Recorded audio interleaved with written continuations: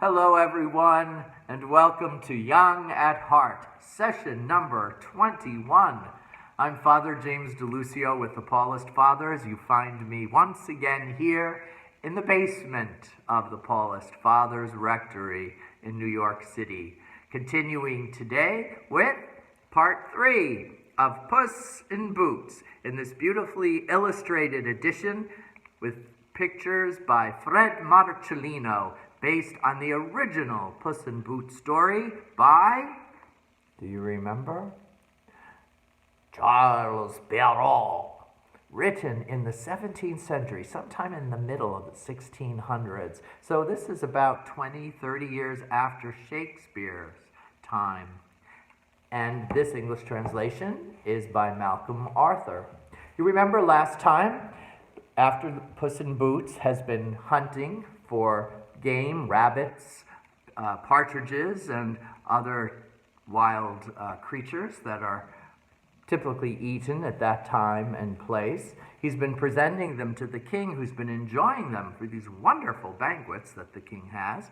So now it seems Puss in Boots has contrived a plot so that the king can finally meet his young master, whom, by the way, in the story doesn't even have a name, except for the name that Puss has given him.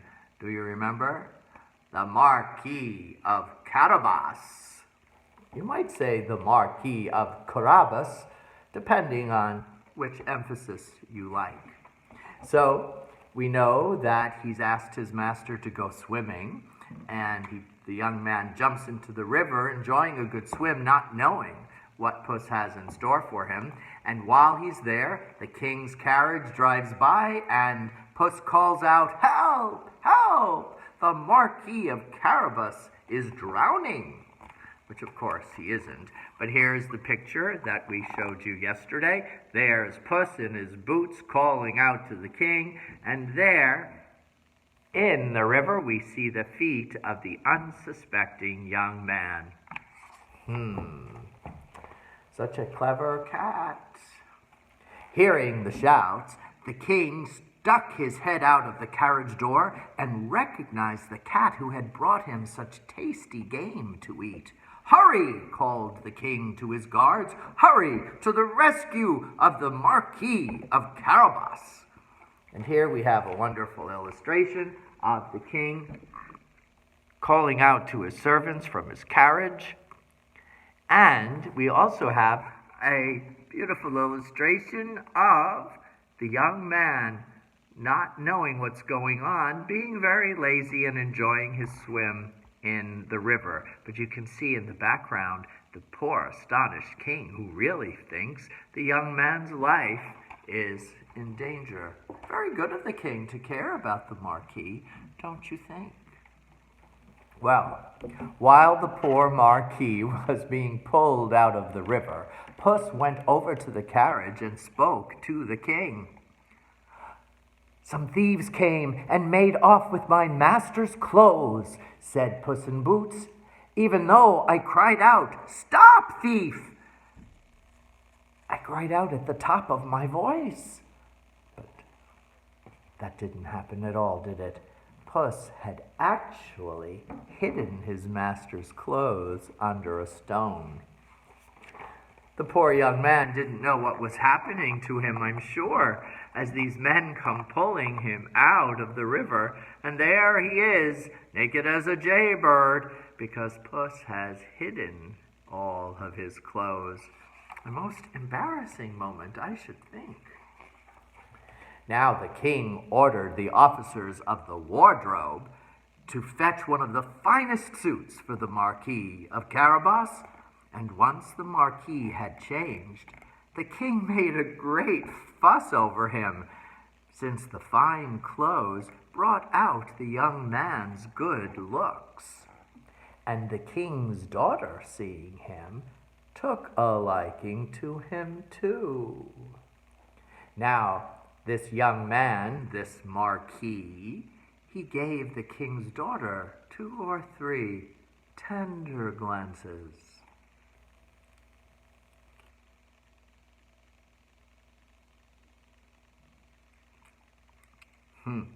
And before you knew it, and before you knew it, she was falling in love with him. I imagine he was falling in love with her too. The king proposed that the Marquis join him and his daughter for a drive in the carriage. And here we have a delightful painting of the king, his daughter, Puss in Boots, and now our young man dressed by the wardrobe fellow in excellent clothing for the time period, of course, not the kind of thing most of us would wear. But again, we're going back to the 17th century.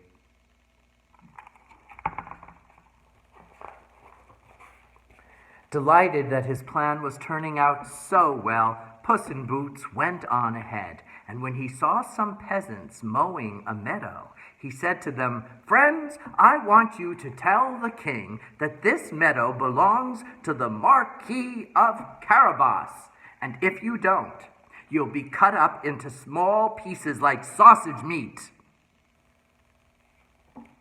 That's quite a threat.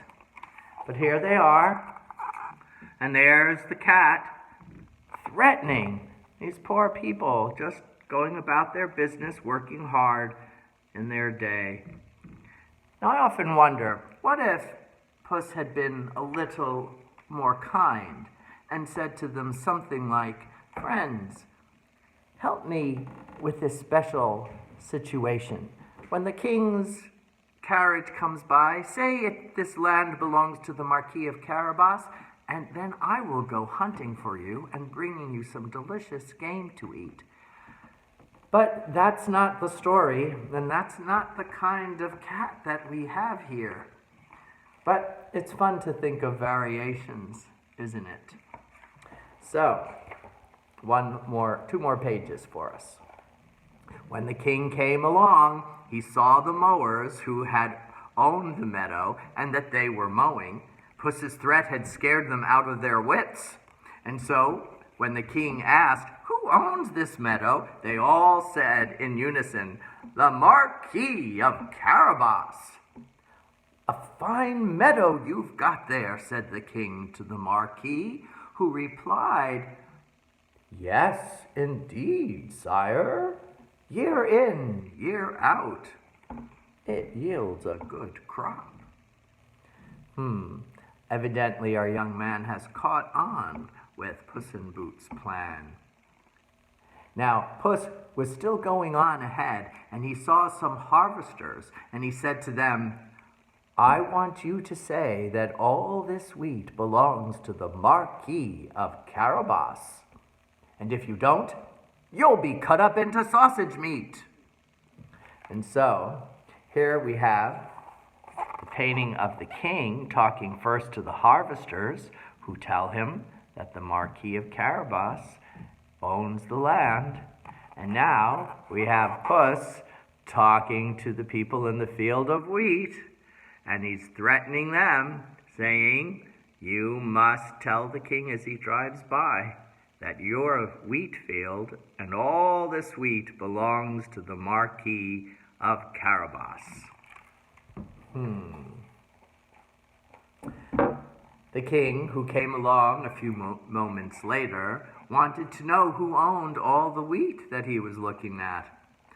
"The Marquis of Carabas," said the harvesters. And again, the king was well pleased with the Marquis. Puss, who was going on ahead of the carriage yet again, kept saying the same thing to all the people he met, and the king continued to marvel at the size of the Marquis's estate. So what do you think is going to happen? Again, use your imaginations or your memories and see if you can come up with what's going to happen as we continue the story tomorrow. Thank you so much for joining me. I continue to pray for your health and well-being, so stay healthy, keep safe, follow all the instructions that your town or your state is asking you to do. which is mostly like me, stay at home, and God bless you. Thank you for joining me. We'll see you tomorrow. Bye, everyone.